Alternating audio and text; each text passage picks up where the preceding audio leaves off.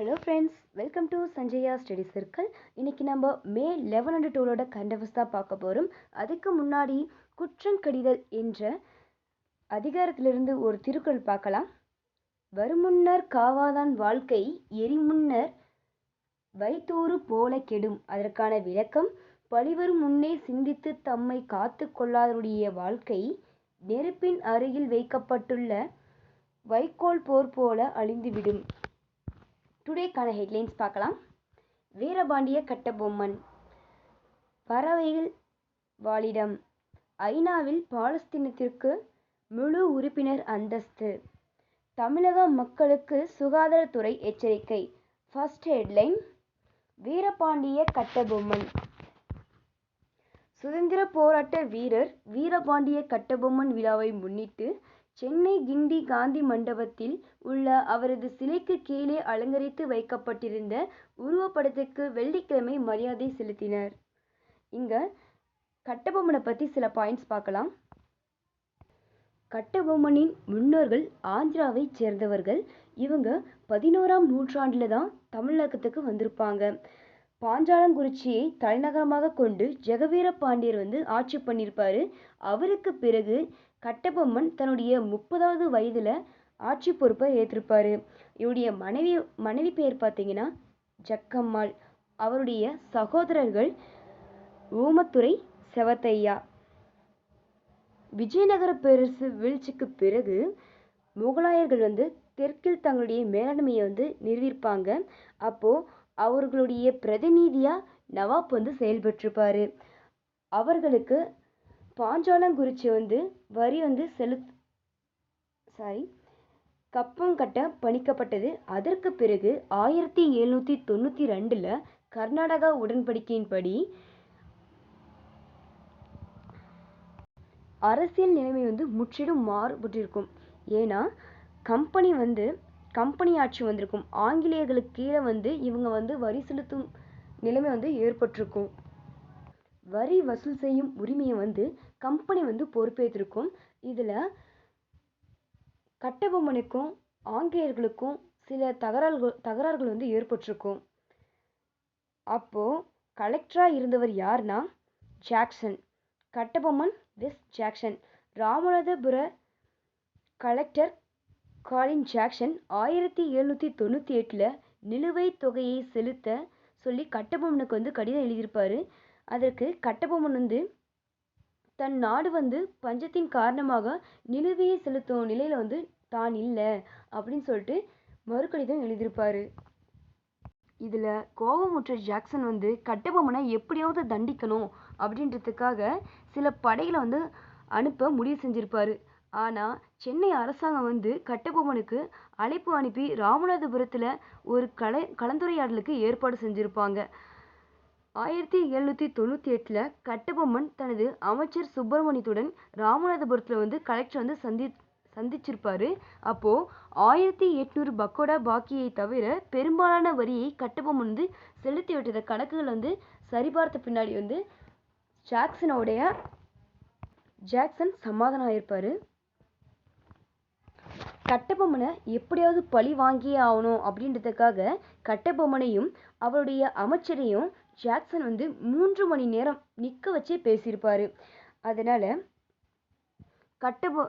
Collector கட்டபொம்மனையும் அவரது அமைச்சரையும் அவமானப்படுத்தி எப்படியாவது கைது செய்யணும் அப்படின்னு சொல்லிட்டு முடிவு பண்ணியிருப்பார். ஆனால் கட்டபொம்மன் தன்னுடைய அமைச்சரோடு தப்பிக்க முடிவு செஞ்சுருப்பார்.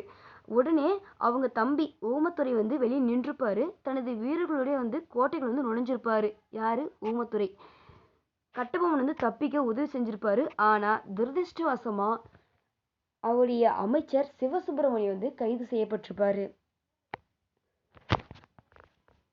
நெக்ஸ்ட் பார்த்தீங்கன்னா எட்வர்ட் லைவ் வெஸ் கட்டபொம்மன். பாஞ்சாலங்குறிச்சி திரும்பிய பின்னாடி Kattabomman collector Colin Jackson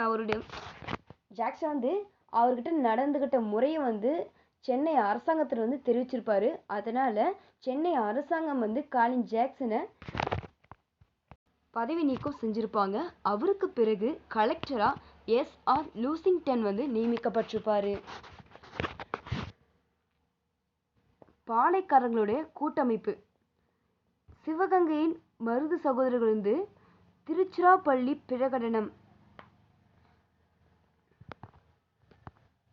Tiruchirappalli அறிக்கைன்னு சொல்லிட்டு பாளையக்காரர்களுடைய கூட்டமைப்பு வந்து 1801 அழைக்கப்பட்டிருக்கும். இதில் வந்து சிவகிரி பாளையக்காரங்க வந்து இணைய மாட்டோம் அப்படின்னு சொல்லிட்டு மறுப்பு தெரிவிச்சிருப்பாங்க. அதனால கட்டபொம்மன் வந்து அவங்க மீது வந்து தாக்கல் நடத்த முயற்சிப்பார்.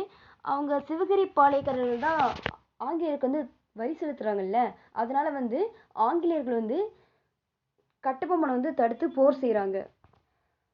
பிறகு 1799 செப்டம்பர் 5ஆம் நாளில் மேஜர் பானர்மேன் தன்னுடைய படையை வந்து பாஞ்சாலங்குறிச்சியை நோக்கி வந்து நகர்த்திருப்பாரு. அந்த போராட்டத்தில் கல்லர்பட்டியில் அவருடைய அமைச்சர் கட்டபொம்மனுடைய அமைச்சர் சிவசுப்பிரமணியத்தை வந்து கைது செஞ்சுருப்பாங்க. கட்டபொம்மனும்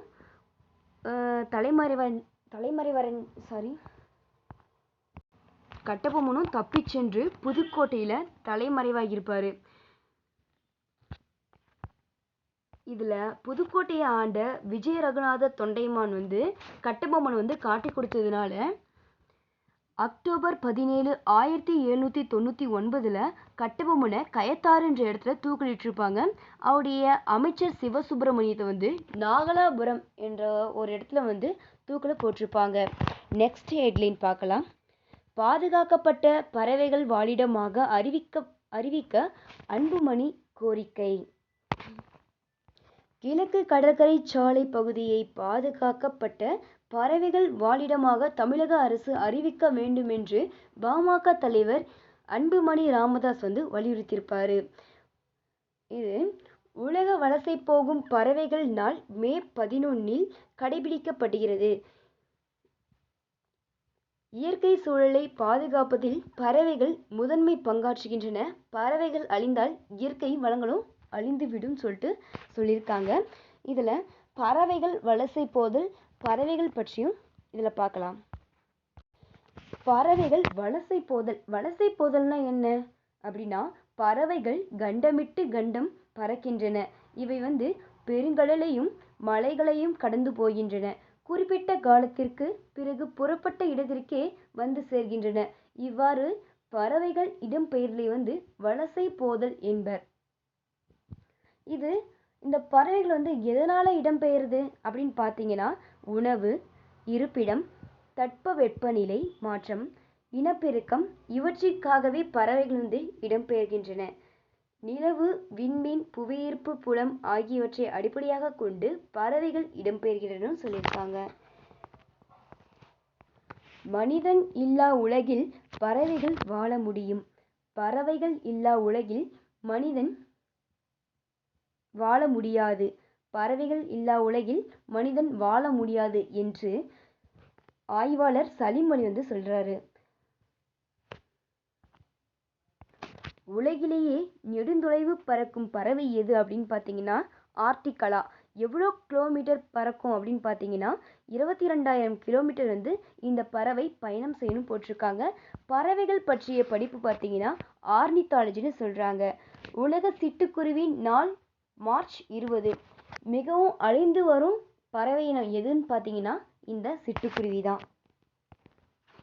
கப்பல் பறவை. சிறகடிக்காமலே கடலையும் தாண்டி பறக்கும் பறவை தான் கப்பல் பறவை. இது தரையிறங்காமலே 400 கிலோமீட்டர் வரை பறக்கும்னு சொல்கிறாங்க. இதை வந்து கப்பல் பறவைன்னு சொல்கிறாங்க, கடற்கொள்ளை பறவைன்னு சொல்கிறாங்க. இந்த பறவைகள் வந்து வலசை போகும்போது அந்த பறவைகளின் உடலில் வந்து ஏற்படும் மாற்றங்கள் பார்த்தீங்கன்னா, தலையில் சிறகு வளர்தல், இறகுகளில் நிறம் மாறுதல், உடலில் கற்றையாக முடி வளர்தல். இந்த மாற்றம்லாம் அது வலசை போகும்போது ஏற்படும் மாற்றங்கள். தமிழகத்துக்கு வெளிநாட்டு பறவைகள் வலசை வருவதை பற்றி இலக்கியங்களிலும் செய்தி உள்ளனன்னு சொல்லியிருக்காங்க. ஏறத்தாழ 1500 ஆண்டுகளுக்கு முன்பு வாழ்ந்த சக்தி முத்த புலவர் நாராய் நாராய் செங்கல் நாராய் என்றும் பாடலை வந்து பாடியிருக்காரு. இந்த பாடலில் உள்ள தென் திசை குமரி அடி வடதிசைக்கு ஏகுவீர் ஆயின் என்னும் அடிகளில் பறவைகள் வலசை வந்த செய்தியை வந்து குறிப்பிட்டிருக்கின்றன.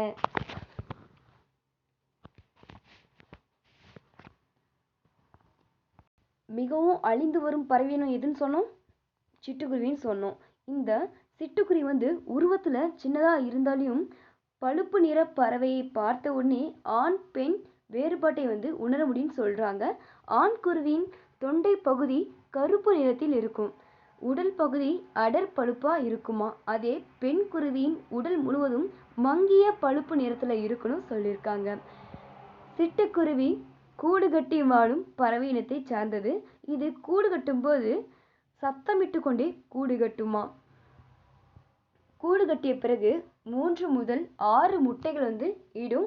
அது வந்து எத்தனை நாள் அடை காக்கும்னு பார்த்தீங்கன்னா 14 நாட்கள் வந்து அடை காத்து 15ஆம் நாள் குஞ்சு பெருக்குன்னு சொல்றாங்க.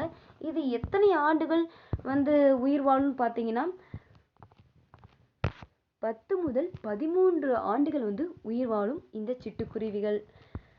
இந்த சிட்டுக்குருவி வந்து அழிந்து வருவதற்கான காரணம் என்ன அப்படின்னு சொல்லி பார்த்தீங்கன்னா, மனிதர்கள் விவசாயத்திற்கு பூச்சிக்கொல்லியை பயன்படுத்துவதால் குருவி குஞ்சுகளுக்கு உணவாக பூச்சிப்புழுக்கள் கிடைப்பதில்லை. நவீன கட்டடங்கள் குருவி கூடுகள் கட்ட ஏற்றவையாக இல்லை.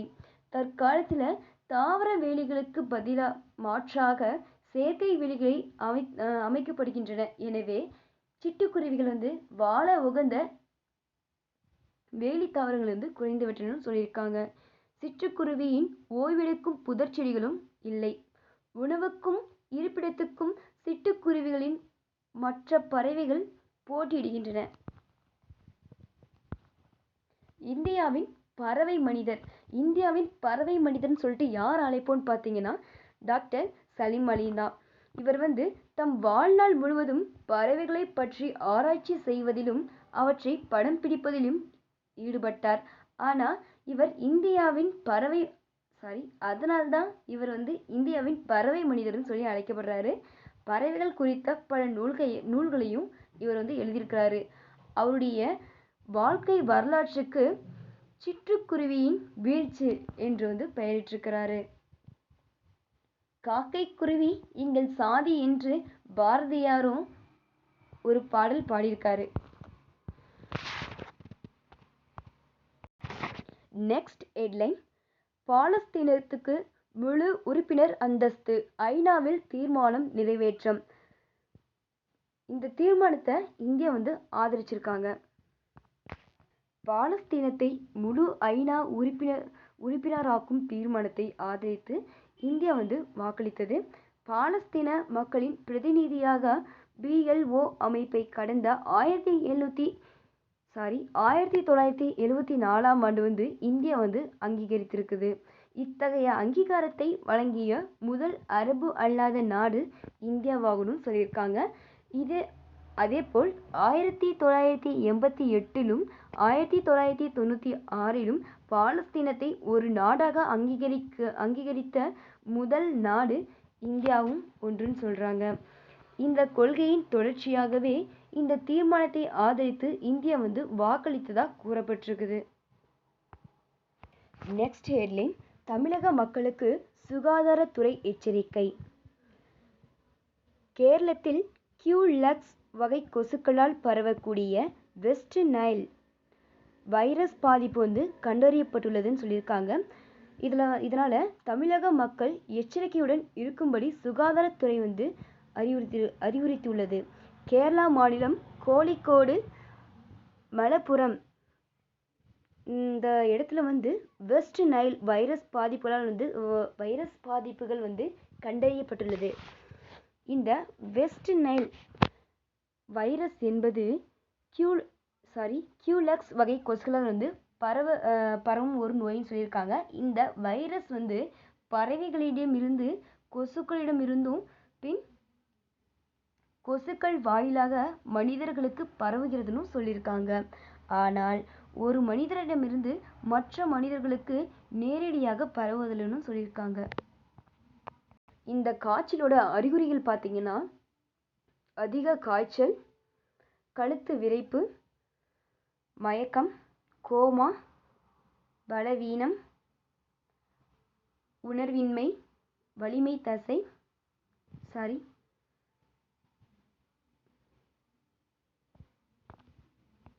வலிப்பு, தசை பலவீனம், அப்புறம் பக்கவாதம் மற்றும் மூளை காய்ச்சல் ஏற்படுதுன்னு சொல்லியிருக்காங்க. இந்த நோயை எலிசா RT-PCR பரிசோதனை மூலம் கண்டறியப்பட்டுள்ளதுன்னு சொல்லியிருக்காங்க. இன்றைக்கான கொஷின் பார்க்கலாம்.